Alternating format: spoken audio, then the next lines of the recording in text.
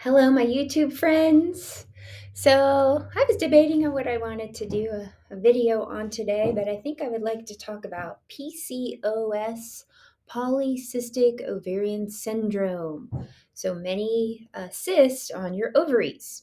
So many women are being diagnosed with this today, especially young women. I actually think that I had PCOS and was undiagnosed. I had all the symptoms of it, and symptoms can vary with PCOS. These are the symptoms that I had. Acne, a lot of times you get the acne right around here in this area. You start getting maybe some facial hair or stubble type hair. Those are two big signs.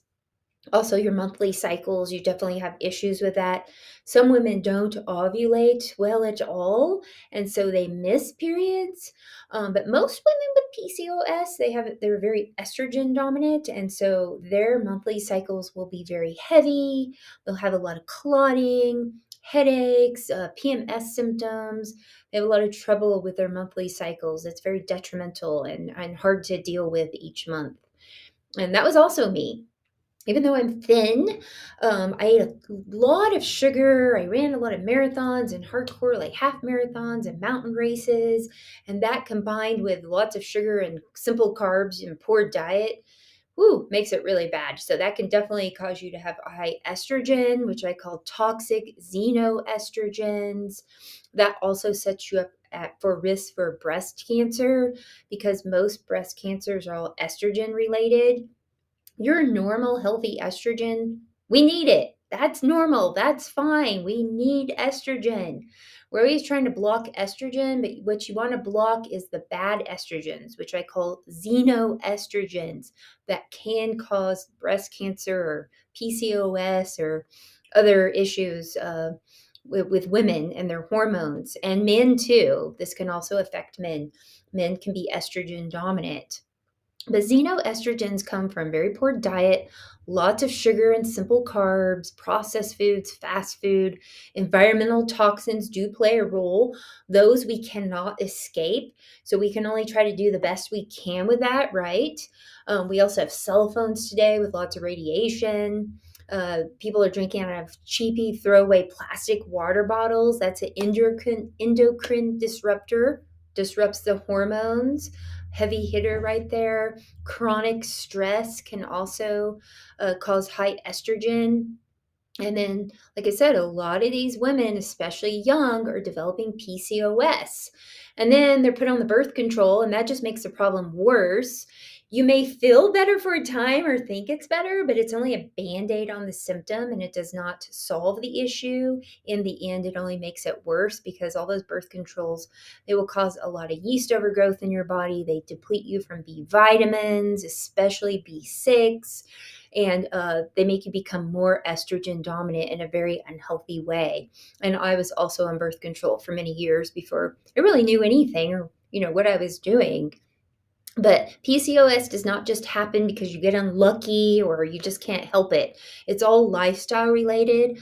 I call it like a type 3 diabetes because when you're diagnosed with PCOS, you're also insulin resistant. And so most of the doctors will put you on metformin, like the diabetes drug. And that's why it's prescribed, because it is a type of diabetes. And I know I had that as well. Oftentimes, these women can't get pregnant or have trouble getting pregnant. I did have my son when I was 24, and then I was a single mom for a while. And later in life, I got married, remarried, and I wanted to have another baby. In my early 30s, I couldn't get pregnant. And I just thought, oh, I'm old. That wasn't it. It was on my diet, and I think I had PCOS. I actually did some liposomal progesterone cream. I think I was very low in progesterone and very high in the bad estrogen. And so that was one of my problems. When I got on the progesterone cream, I had two babies in a row. So, anyways, PCOS can be corrected because, like I said, it's all lifestyle related. So, the ways that you correct it, there's some certain supplements that you can take that are very, very helpful. But number one, you have to change your diet and lifestyle. You also have to exercise. Now, I was exercising the whole time. That was great, but that wasn't quite enough So exercise is definitely part of it, but along with a good nutrition. And so you got to throw out all that junk food. You got to get rid of all that sugar addiction. That's the hardest part. I think sugar is the biggest contributing factor. And today, also those seed oils that they put in everything, canola oil, soybean oil, vegetable oils. It's almost in everything. And you have to really look out for that. And you have to detox from all that. Get it out of your body. When people eat a lot of sugar, you're going to have a lot of yeast, candida overgrowth, and you want to get that out of your system. I use a tea, the firebark tea. It's actually the bark from the white oak tree. You can see the bark. And then it's in a bag, a tea bag. Well, we make it into a tea, right? So I usually start out with this. You have to boil it and strain it with distilled water. So I'll start out with this, and then I end with a candida balance. I've talked about this before because that also gets it out of your gut. So you want to do this first, and then the candida balance second. It makes a big difference. But if you continue to eat all the sweets and the bad foods, it'll just come right back, right? Or if you stay on birth control, you take a lot of antibiotics, that also causes yeast and candida overgrowth. And so probiotics are also very important. And inositol with D-chiro is very excellent for PCOS. Thorne brand has one that I really, really like. It has a good blend. You want 2,000 myo-inositol to 50 D-chiro-inositol, so you need that right ratio. The Thorne brand also has folate in it, wild blueberry complex, green tea extract, and pomegranate extract. But that's been probably the most popular one that has helped women with PCOS. I will also do something called calcium D-glucarate.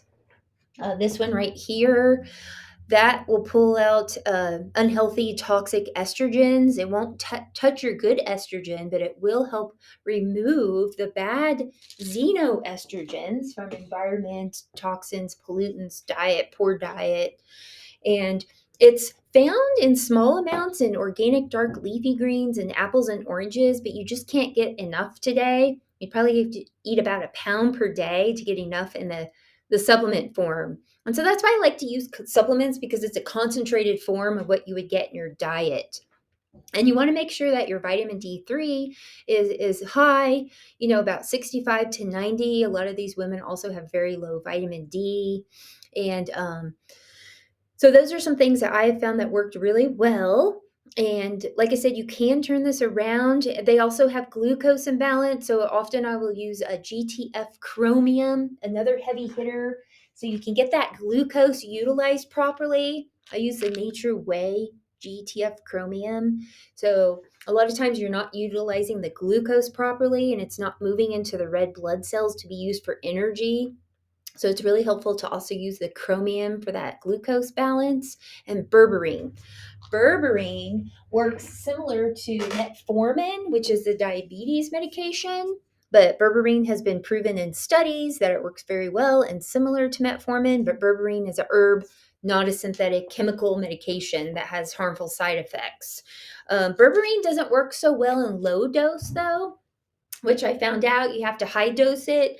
So each capsule is 500 milligrams. So for the first couple of months, I have the person take 1,000 milligrams, 2 capsules twice a day to really get it in there to work. And then after a couple months, you can go to 2 capsules 1 time per day, do that for another couple months, and then like a maintenance dosage of 1 capsule per day. So these are some things that I have done for myself. Many of my health clients, I have treated many, many, many women who have had PCOS. Some of them could not get pregnant because of it, and now they are pregnant. I also always say, before you go for fertility, IV treatments, because you can't get pregnant, let's try to get your body healthy first. That should be number one, because if your body's not letting you get pregnant naturally, maybe there's a reason, because the body's not healthy enough or there's some imbalance. So I always say, try to correct that first and get your body healthy so you can get pregnant naturally. But that can happen with a lot of women who have PCOS.